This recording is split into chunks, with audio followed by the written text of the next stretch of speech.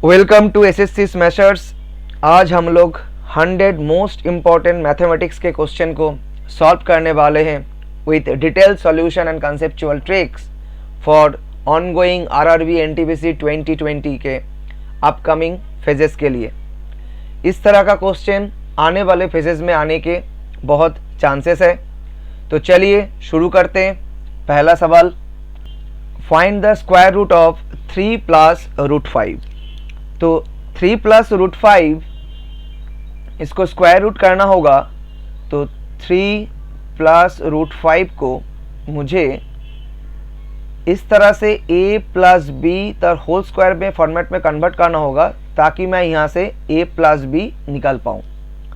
तो a plus B का whole square हम लोग को कैसे मिलेगा? a square plus B square plus 2ab।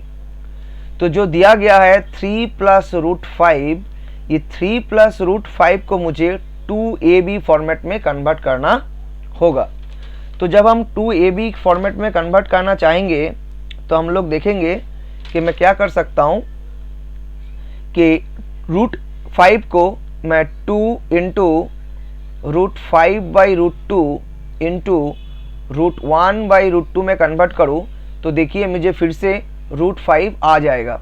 और मुझे सिर्फ इतना चेक करना होगा कि रूट 5 बाई रूट 2 के स्क्वायर कर देंगे और इसे प्लस कर देंगे तो क्या इसका समेशन मुझे 3 दे रहा है? हाँ, मुझे 3 दे रहा है, क्योंकि root 6 by 2 that is 3, root 3 को जब हम करेंगे तो 3 आ जाएगा। तो मैं अब इसको बोल सकता हूँ कि ये मेरा क्या हो जाएगा, ये स्क्वायर मतलब root 5 by root 2 whole square plus root 1 by root 2 तर whole square plus 2 into root 5 by 2 into root 1 by 2। तो मैं यहाँ से बोल सकता हूँ root over 5 by 2 plus root over half whole square. तो ये स्क्वायर रूट के अंदर है तो मेरा बाहर क्या आ जाएगा, root over 5 by 2 plus root over 1 by 2। ठीक है, तो यही इस सवाल के उत्तर है। आगे बढ़ते हैं। Next question, the dimension of a rectangular room when increased by 4 metre are in the ratio 4:3, when decreased by 4 metre are in the ratio 2:1, find the dimension of the room. देखिए बहुत अच्छा सवाल है। तो पहले तो ड्रॉ कर लेते हैं हम लोग। बोला है एक रेक्टेंगुलर रूम है, इस रूम का एक प्रेजेंट डायमेंशन है जो मुझे नहीं पता, लेकिन बोला गया है कि इसका 4 डायमेंशन मतलब लेंथ और ब्रेथ दोनों हम लोग 4 मीटर करके डिक्रीज कर दे तो इसका रेशियो क्या बन जाएगा? इसका रेशियो बन जाएगा 2:1। और लेंथ और ब्रेथ दोनों तरफ मैं 4 मीटर ऐड कर दूं तो यही रेशियो बन जाएगा मेरा 4:3। ठीक है, अब बोला है तो डायमेंशन, इसका डायमेंशन क्या है वो देखो। तो मैं इस तरह का मैथ को कैसे कर सकता हूँ? देखिए डायमेंशन जब लेंथ और ब्रेथ ये दोनों जब एक साथ 4 मीटर करके या तो बढ़ेगा या घटेगा, मतलब पहले जो लेंथ और ब्रेथ के बीच में जो डिफरेंस होगा वो तो मेरा हमेशा क्या रहेगा? कांस्टेंट रहेगा। तो क्या रेशियो में भी वो कांस्टेंट है? 2 - 1 दैट इज 1, 4 - 3 दैट इज 1, मतलब ये डिफरेंस मेरा कांस्टेंट है। तो यही रेशियो मुझे सवाल का जवाब दे देगा।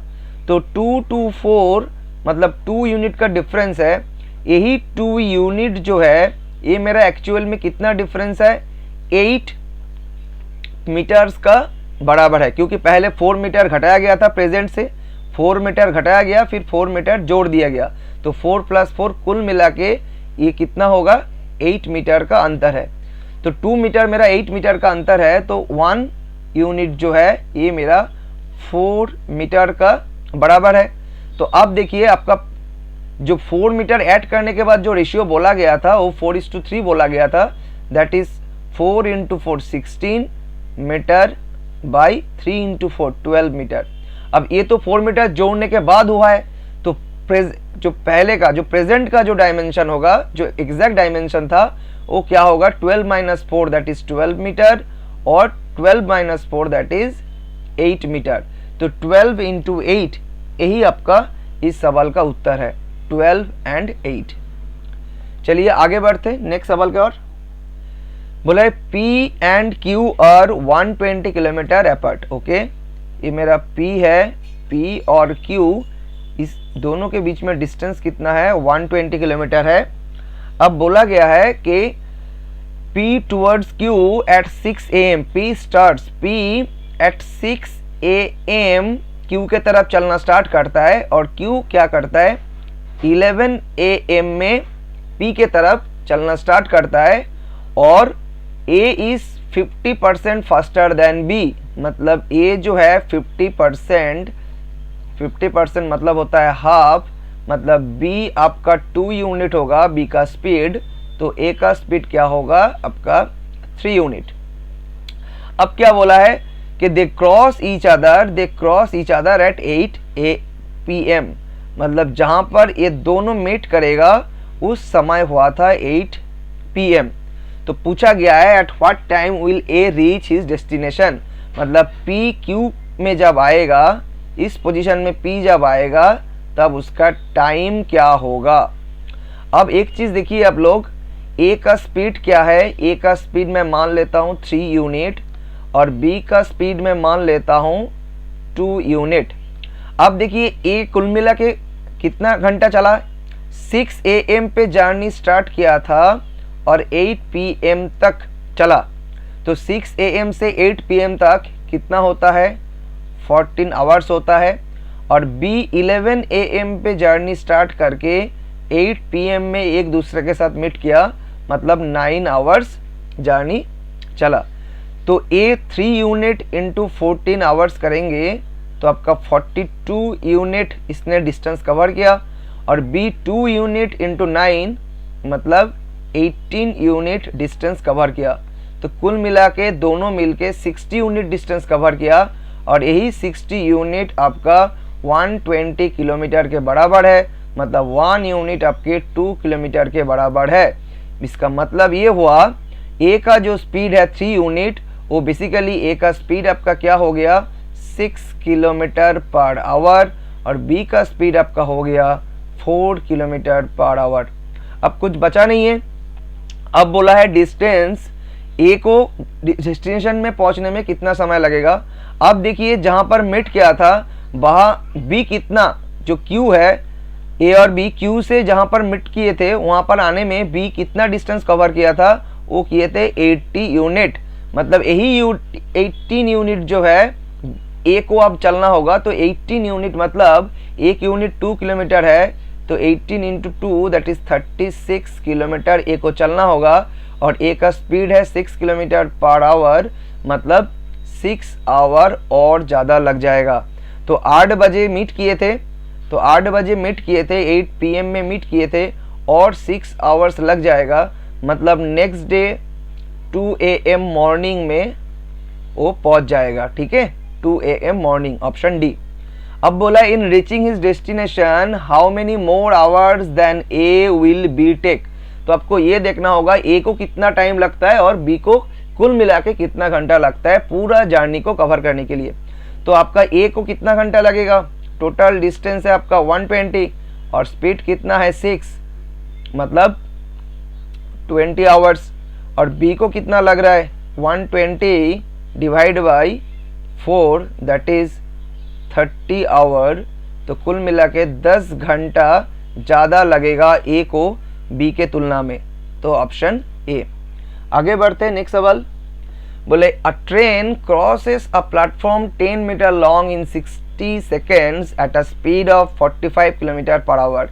एक ट्रेन है और ये मान लीजिए ये एक प्लेटफॉर्म है। इस प्लेटफॉर्म को क्रॉस करने में एक ट्रेन को कितना डिस्टेंस जाना होगा, हम लोग को ये चीज़ पता होगा कि सम ऑफ प्लेटफॉर्म एंड ट्रेन, इतना लेंथ कवर करना होता है एक प्लेटफॉर्म को क्रॉस करने के लिए एक ट्रेन को। और वही सवाल एक पोल या एक ट्री का बात कर दे, एक ट्री या तो एक मैन का बात कर दे, तो जितना ट्रेन का लेंथ होता है उतना ही लेंथ लगता है एक पोल, एक ट्री और एक मैन को क्रॉस करने में। क्योंकि ये जो लेंथ होता है ये नेग्लिजिबल होता है। तो अब देखिए 45 किलोमीटर पर आवर स्पीड है और 60 सेकेंड गया है, तो 45 किलोमीटर जो है किलोमीटर पर आवर को हम लोग को मीटर पर सेकंड में कन्वर्ट करना होगा, तो 5/18 से मल्टीप्लाई करना होगा ताकि मीटर पर सेकंड में आ जाए, और 60 सेकंड में कितना डिस्टेंस जाएगा, टोटल डिस्टेंस जो ट्रेन कवर किया है प्लेटफॉर्म को क्रॉस करने के लिए। तो आप इसको करेंगे तो आपका कितना आ जाएगा।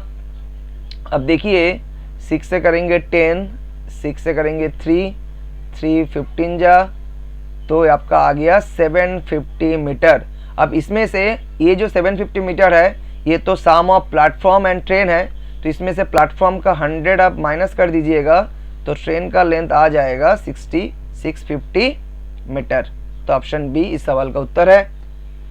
नेक्स्ट क्वेश्चन है, Ram and Sheela are partners in a business. एक बिजनेस में राम और शीला पार्टनर है। Ram invest 35,000 for 8 months and Sheela invest 42,000 for 10 months. Out of a profit of 31,570 Ram's share is. तो देखिए शेयर जो होता है वो इन्वेस्टमेंट के रेशियो के आधार पर होता है। तो राम जो है, राम और शीला जो है, इस दोनों का इन्वेस्टमेंट का रेशियो क्या है, दोनों 1000 में है, तो मैं सिर्फ 35 लिख रहा हूँ, 35 इंटू 8, और इसका है 42 इंटू 10। तो आप पहले तो 5 से कर दीजिए 2, अब 7 से कर दीजिएगा 6, अब 4 से कर दीजिएगा तो 2 इंटू 2:3। तो 2:3 ये आपका टोटल प्रॉफिट का रेशियो है, दैट इज 5 यूनिट। यही 5 यूनिट मैथ में कितना दिया गया है, 31570, और आपको राम का शेयर पूछा है, मतलब 2 यूनिट के बारे में पूछा है, तो 5 से काट दीजिएगा इसको, तो 6314 होगा, और आपको 2 यूनिट निकालना होगा। तो देखिए यहाँ पर ऑप्शन देख लीजिए, क्योंकि 14 को जब आप 2 से मल्टीप्लाई कीजिएगा तो 28 आएगा, तो 28 एक ही का लास्ट 2 डिजिट है, तो ऑप्शन बी होगा। आप समय बर्बाद करना चाहते हैं तो और मल्टीप्लाई कर लीजिए, तो ये हो जाएगा 6, ये हो जाएगा 12,628। आगे बढ़ते हैं। The diameter of a wheel of a vehicle is 70 centimetre. अब देखिए एक व्हील है, व्हील का डायमीटर आपको दे दिया है 70 सेंटीमीटर, और बोला है कि 10 रेवोल्यूशन, 10 बार ये चक्कर काटा है, घूमा है, और कुल मिला के समय लिया है, ये घूमने में समय लिया है 5 सेकेंड। आपको डिस्टेंस स्पीड निकालने के लिए बोला है, तो स्पीड निकालने के लिए आपको तो पहले देखना होगा कितना डिस्टेंस गया है। तो एक रेवोल्यूशन में, एक जो रेवोल्यूशन होता है, एक रेवोल्यूशन में एक सर्कल या व्हील, सर्कुलर व्हील कितना जाता है, हो जाता है जो उसका सरकमफेरेंस या पेरीमीटर होता है, राइट।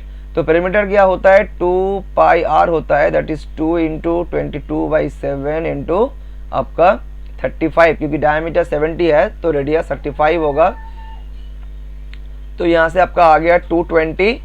अब ये जो 220 है ये सेंटीमीटर है, ये 220 एक बार में गया है, तो 10 बार में कितना जाएगा, 2200 और डिवाइड बाई 5, ठीक है। अब जब 2200 को जब आप 5 से डिवाइड करेंगे तो ये आपका आ जाएगा 440 सेंटीमीटर, जो मीटर पर सेकंड में कन्वर्ट करने के लिए बोला है, तो 1 metre is equals to 100 centimetre होता है, तो हो जाएगा 4.4 मीटर पर सेकंड।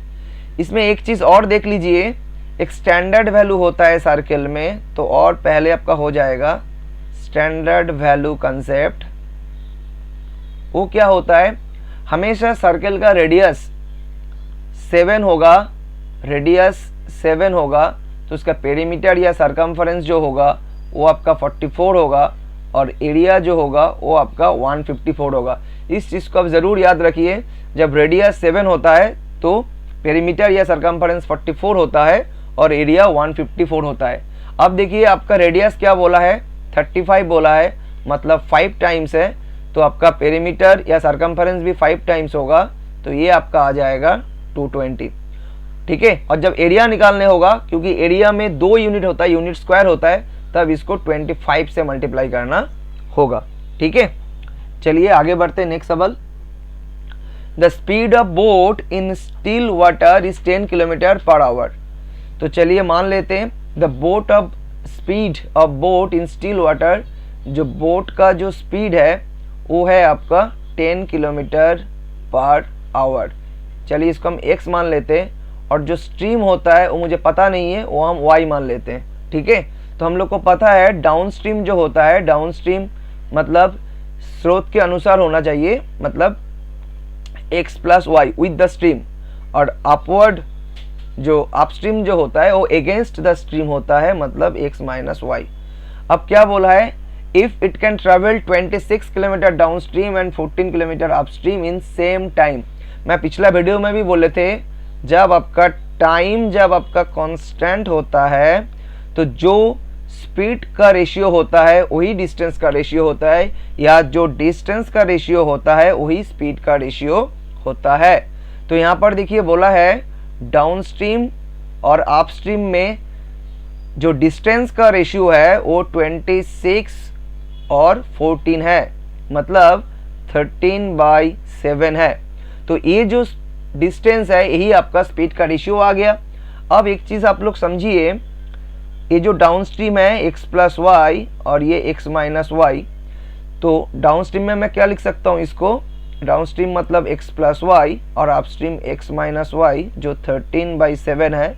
अब इसको कंपोनेंटो डिविडेंटो करेंगे तो आपका क्या आ जाएगा, x/y आ जाएगा जो होगा 20 और 30 - 7 मतलब 6, राइट।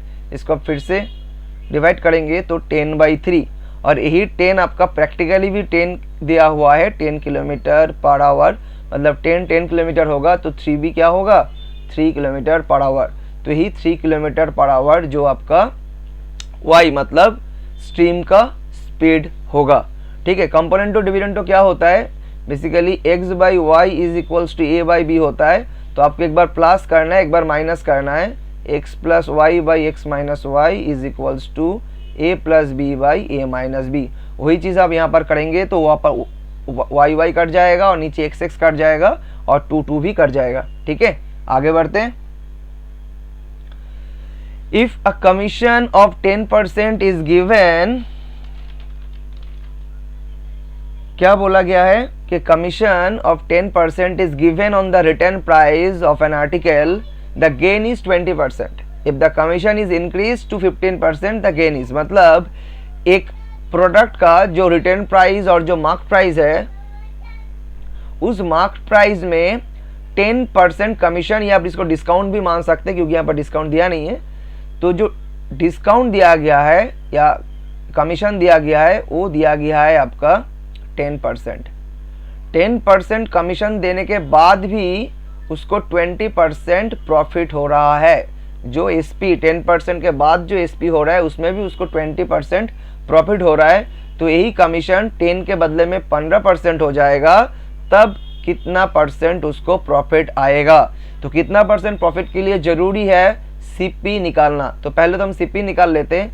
मान लेते हैं जो एमपी है वो मेरा 100 है, तो 100 में 10% कमीशन दिया गया है, मतलब मेरा सेलिंग प्राइस हो गया 90, और यही 90 में जब बेचा गया है तब मेरा 20% प्रॉफिट हुआ, मतलब 120% जो है ये मेरा 90 है। तो मुझे तो सीपी मतलब 100% चाहिए, तो मैं 30 से काट देता हूँ, 3 और 4 से 100 25 टाइम्स, तो 3 × 25 75। तो 75 मेरा क्या आ गया, सीपी आ गया। अब बोला है 10% के बदले में 15% कमीशन दिया जाएगा। तो जो 100 एमपी था वो अब क्या हो जाएगा, 85 आपका एसपी हो जाएगा और 75 आपका सीपी है। तो प्रॉफिट आपका कितना हो रहा है, 10/75 दैट इज 2/15, और 2/15 आपका कितना होता है 13.33%, यानी 13 होल्ड 1/3%, ऑप्शन सी। आगे बढ़ते हैं। इन लाइमस्टोन 40% इज कैल्शियम। तो ठीक है, कैल्शियम जो है वो आपका 40% दिया गया है, and rest is carbon and oxygen. तो कार्बन प्लस ऑक्सीजन जो होगा वो आपका 60% होगा। If 20 kg of limestone is there is 9.4 kg of oxygen, अच्छा, तो 20 kg आपका टोटल लाइमस्टोन है, तो उसमें से आप बोलिए कार्बन और ऑक्सीजन मिला के कितना होगा 60%। तो 20 का 60% कितना होता है 12 kg होता है। इस 12 kg में 9.4 kg आपका क्या है ऑक्सीजन है। तो आपको पहले तो कार्बन निकालना होगा, तो कार्बन कितना होगा 12 से 9.4 का माइनस कर दीजिएगा तो हो जाएगा 2.4 kg। और यही 2.4 kg को आपको पूछा गया है परसेंटेज के फॉर्म में। तो बहुत आसान सवाल है। देखिए 20 का 10% क्या होता है 2 kg होता है, राइट। 10% क्या होता है 2 किलो होता है। 1% क्या होगा 0.2 होगा। तो 3% क्या होगा 0.6 होगा। तो कुल मिला के 13% जो होगा वो आपका कार्बन है। ठीक है, आप ऐसे भी देख सकते थे 10% आपका 2 किलो हो गया है, तो 9 किलो तो हो नहीं सकता, 25 किलो हो नहीं सकता, या तो 13 होगा या तो 17 होगा। लेकिन यहाँ पर क्या बोला है सिर्फ 0.6 ही निकालना है, राइट। तो 0.5% 1 किलो होता है, तो 5% 15% से भी कम एक ही है, दैट इज़ 13%। इस हिसाब से हमेशा ऑप्शन देखा कीजिए ताकि पूरा मैथ सॉल्व ना करना पड़े। इस वीडियो को आप लोगों को अच्छा लग रहा है तो ज़रूर इसको लाइक कीजिए, दोस्तों के साथ शेयर कीजिए, चैनल को सब्सक्राइब कर सकते हैं ताकि आने वाले वीडियो के नोटिफिकेशन आपको मिल जाए। तो चलिए नेक्स्ट क्वेश्चन में आते हैं। If the length of the diagonal of a square is 20 centimetre, एक स्क्वायर आपको दिया गया है, स्क्वायर का डायगोनल बोला गया है आपका 20 सेंटीमीटर। तो हम लोग को पता है साइड ए होता है तो डायगोनल a√2 होता है, तो a√2 आपका 20 है, तो साइड आपका क्या होगा 20/√2 दैट इज 10√2। आपको पेरीमीटर पूछा है, पेरीमीटर मतलब 4a, तो हो जाएगा 40√2। आसान सवाल था, लेकिन इस तरह का क्वेश्चन आएगा आने वाले फेज में। अब बोला है calculate the amount of 37,500, principal आपका 37,500 है, 8% per annum compounded half yearly. ये बहुत इंपॉर्टेंट है जब हाफ ईयरली पूछता है, तो हाफ ईयरली और 1.5 ईयर्स। तो जब हाफ ईयरली पूछेगा तो आपका रेट भी आधा हो जाएगा, दैट इज 4%।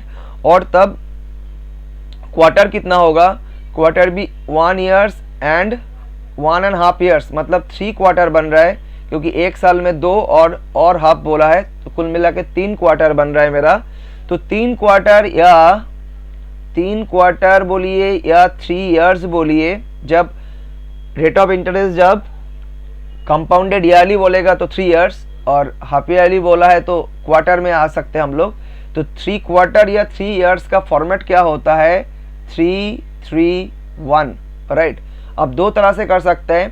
पहले क्या बोला है 37,500 का 4%, तो 37,400 का 4% आपको कितना दे देगा, आपको 375, 1% मतलब 375 इंटू 4 मतलब ये दे देगा आपको 1500। तो मैं यहाँ पर लिख लेता हूँ 1500।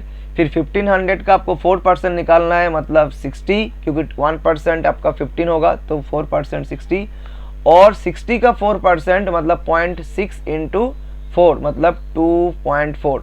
अब सबको मल्टीप्लाई कर देंगे तो यहाँ पर आ जाएगा मेरा 4500, यहाँ पर 180 और यहाँ पर 2.4। तो कुल मिला के मेरा कंपाउंड इंटरेस्ट पूछता तो कंपाउंड इंटरेस्ट मेरा क्या हो जाता 4,682 और 40 पैसे। ये आपका हो जाता आपका कंपाउंड इंटरेस्ट।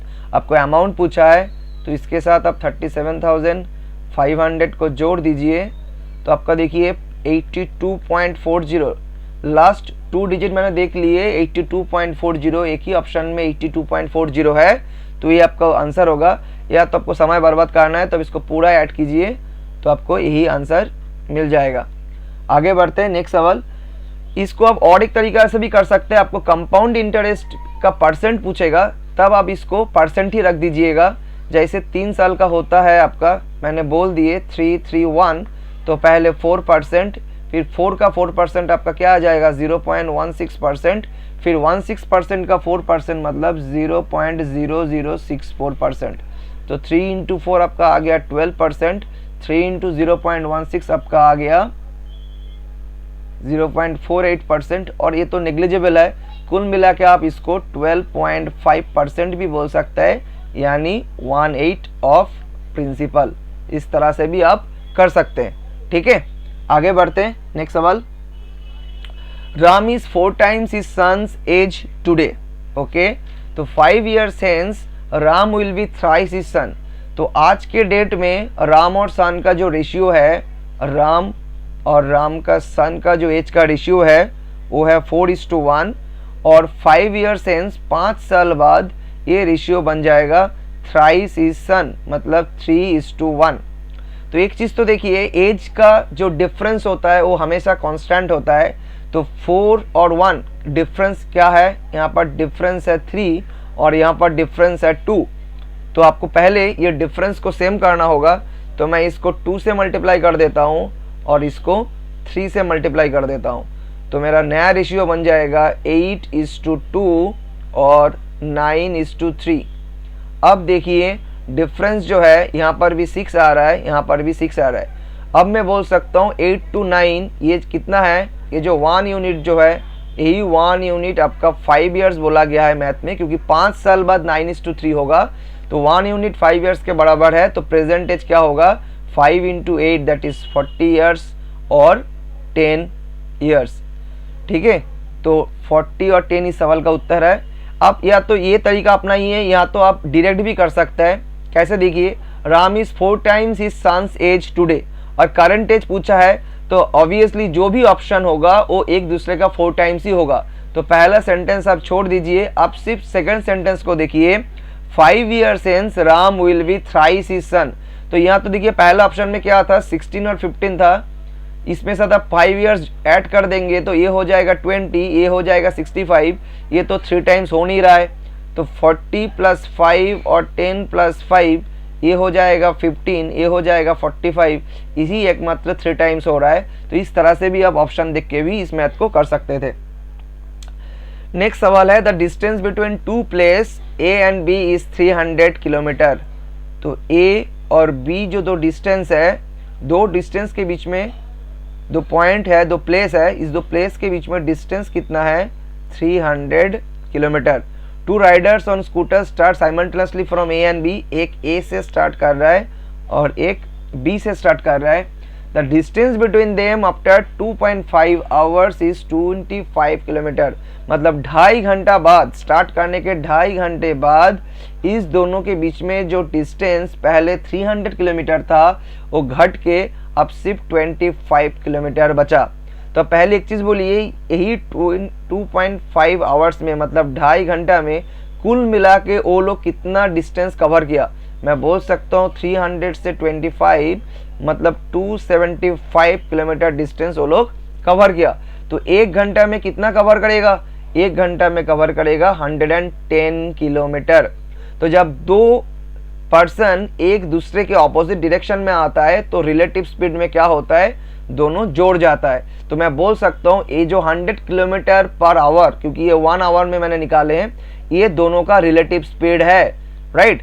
तो उसमें एक 10 किलोमीटर ज़्यादा है तो 10 माइनस कर देंगे तो आ जाएगा 100, उसको आधा आधा कर देंगे तो 50-50, अब किसी के साथ 10 जोड़ देंगे तो 60, तो एक होगा 50 और एक होगा 60। दो स्कूटर में जो आए हैं दोनों का स्पीड होगा 50 और 60।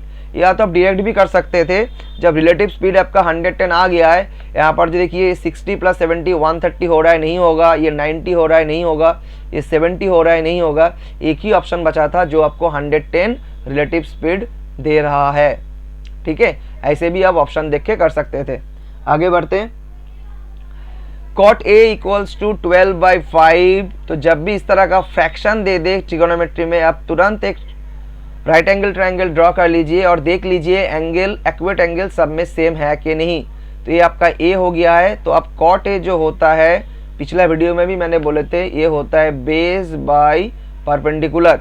तो यहाँ पर बेस बाय परपेंडिकुलर क्या दिया हुआ है, 12/5। तो आपका बेस हो गया 12 और परपेंडिकुलर हो गया 5। तो हाइपोटेनस क्या होगा, ट्रिपलेट है, फेमस ट्रिपलेट, दैट इज 13। अब क्या बोला है, साइन ए। साइन ए क्या होता है, साइन ए होता है परपेंडिकुलर, साइन ए क्या होता है आपका परपेंडिकुलर बाय हाइपोटेनस, मतलब 5/13। और कॉस ए क्या होता है, बेस बाय हाइपोटेनस, और इनटू क्या होगा, कोसेक है मतलब साइन का ऑपोजिट, दैट इज 13/5।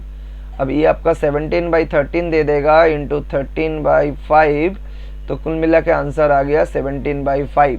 17/5 इस सवाल का उत्तर है।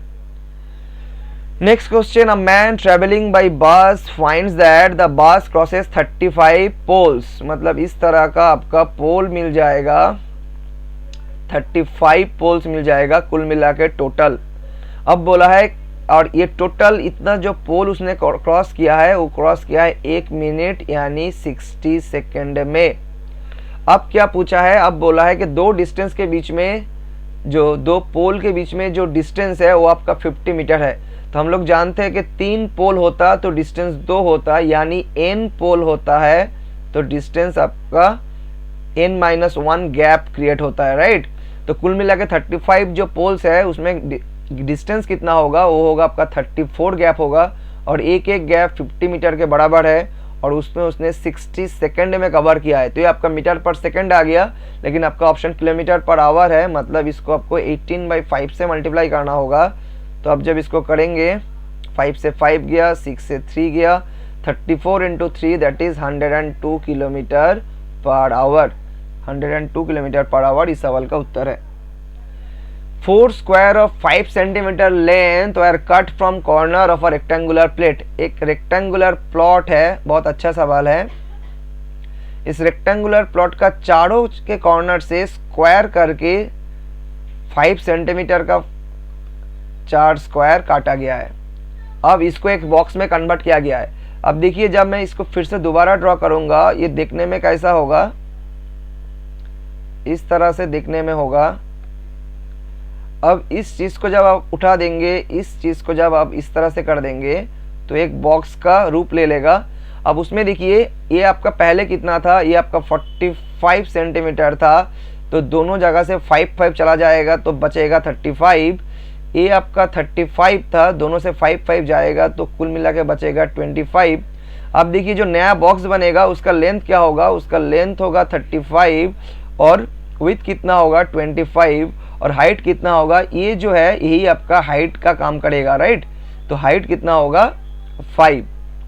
अब जब इस तीन चीज को जब मल्टीप्लाई करेंगे तो आपको क्या मिल जाएगा, यहाँ पर वॉल्यूम पूछा है तो 35 इंटू 125। अब इसको मल्टीप्लाई करेंगे तो सिंप्लीफिकेशन आपको आना चाहिए। अब पहले 40 से मल्टीप्लाई कर दीजिए, तो करेंगे तो क्या होगा 5000 होगा, और -5 इंटू 125 मतलब ये आपका हो जाएगा 625। तो यानी आपका आंसर आ गया है 4375। तो 4375 इस सवाल का उत्तर है। आगे बढ़ते हैं। P's height is 5 feet and the length of his shadow is 7 feet long. Height and distance का मैथ है, तो चलिए ड्रॉ कर लेते हैं। ये आपका P है, P आपका 5 फीट है, और इस डायरेक्शन में ये आपका सन है, ये आपका सन है। तो आपका ये जो शैडो है, शैडो जो क्रिएट हो रहा है, शैडो आपका 7 फीट का शैडो क्रिएट हो रहा है, और बोला है सेम प्लेस में एक बिल्डिंग था, ठीक है। अब बोला है जो बिल्डिंग है, बिल्डिंग का शैडो क्रिएट हुआ है 42 फीट, तो आपको बिल्डिंग का हाइट निकालना है। देखिए सिंपल सा सिमिलैरिटी लगा दीजिए, क्योंकि एक जगह में जो एक ही जगह में का बात हो रहा है, तो जो एंगल ऑफ एलिवेशन होगा वो यहाँ पर भी tan थीटा होगा, यहाँ पर भी tan थीटा होगा। तो आप बोल सकते हैं 742 के बराबर है, मतलब 6 टाइम्स है, तो हाइट भी क्या होगा 6 टाइम्स होगा, मतलब बिल्डिंग का हाइट 30 फीट होगा। या तो आप ऐसे भी टाइम बर्बाद करने के लिए कर सकते हैं, tan theta is equals to, यहाँ से पहले निकाल लीजिए 5/7, फिर यहाँ पर लगा दीजिए tan theta is equals to building का height by base that is 42, 5/7 upon height by 42। फिर यहाँ से भी आपको हाइट मिल जाएगा 5 इंटू 42/7 दैट इज 30। आगे बढ़ते हैं, नेक्स्ट सवाल। A 20 metre long stair is standing against a wall. फिर से हाइट एंड डिस्टेंस का सवाल है। एक वॉल है, जिस वॉल में एक स्टेयर को रखा गया है, और इस स्टेयर जो है ये आपका 20 मीटर का लंबा है, 60 डिग्री एंगल ऑफ एलिवेशन में है। तो आपको पूछा गया है foot of the stair and wall, मतलब ये वॉल से ये जो डिस्टेंस है इस दूरी को आपको निकालना है, राइट। अब देखिए एक चीज़ आप यहाँ पर लिखवा देता हूँ कि आप standard value of right angle triangle क्या होता है, जब थीटा एंगल जब 60 डिग्री होता है तो ये ड्राइंग आप लोग कर लीजिएगा। तो क्या होगा, परपेंडिकुलर आपका √3 होगा, बेस आपका 1 होगा, हाइपोटेनस आपका 2 होगा, ठीक है। और जब एंगुलर वेरिएशन जब 30 डिग्री होगा तो क्या होगा, आपका बेस हो जाएगा √3, परपेंडिकुलर होगा 1 और हाइपोटेनस चेंज नहीं होता है, वो आपका 2 रहेगा। और थीटा आपका 45 डिग्री होगा तो बेस और परपेंडिकुलर दोनों 1 होगा और ये हो जाएगा आपका √2। अब देखिए, अब इसको आपको पता है तो आप सिमिलरिटी लगा दीजिए। 60 डिग्री में क्या होता है, 60 डिग्री में हाइपोटेनस आपका 2 होता है, तो 2 बराबर यहाँ पर 20 है। आपको क्या पूछा है, 1 पूछा है, तो 1 बराबर कितना होगा, 2 बराबर 20 है तो 1 बराबर 10 होगा, तो 10 इस सवाल का उत्तर है, ठीक है। आगे बढ़ते हैं, या तो आप यहाँ से मैनुअली भी कर सकते थे। tan 60 इज इक्वल्स टू आपको यहाँ से निकालना होगा, तब परपेंडिकुलर बाय बेस, फिर आपको हाइपोटेनस में कन्वर्ट करना होगा, वो बहुत लेंदी हो जाएगा। आगे बढ़ते, the mean of 25 values was 40। Okay, 25 number है जिसका एवरेज आपको दिया गया है, that is 40, but one value was written as 25 instead of 50। मतलब एक वैल्यू ऐसा था जिसका एक्चुअल वैल्यू था आपका 50, but that was incorrectly written as 25। मतलब देखिए यहाँ पर 25 अपने कम जोड़ा था, राइट। अब जब 25 आप दोबारा इसको करेक्ट करेंगे, रेक्टिफाई करेंगे, तो यही 25 आपका 25 आइटम में बांटा जाएगा, मतलब हर कोई एक यूनिट करके बढ़ेगा। तो जो पहले आपका एवरेज 40 था वो अब कितना हो जाएगा, 41 हो जाएगा। तो 41 करेक्ट मीन और एवरेज होगा। आगे बढ़ते हैं, Kishan jogs 9 kilometre at speed of 6 kilometre per hour. मतलब किशन जॉगिंग करने निकला है और उसको 9 किलोमीटर उसने जॉगिंग किया है 6 किलोमीटर पर आवर में। तो कुल मिला के समय कितना लिया, 1.5 आवर्स उसने समय लिया।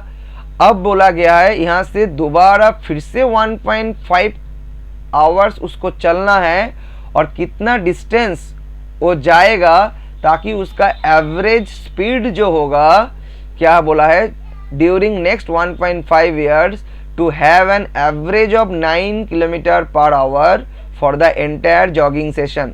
अब देखिए एवरेज स्पीड क्या होता है, एवरेज स्पीड होता है total distance by total time.